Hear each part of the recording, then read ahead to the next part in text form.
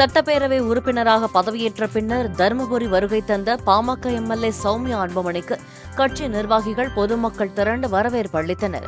தொடர்ந்து மாவட்ட ஆட்சியர் மற்றும் எஸ்பியை சந்தித்து ஆலோசனை நடத்திய சௌமியா தேர்தல் வாக்குறுதி அனைத்தையும் நிறைவேற்றுவேன் என உறுதியளித்தார்.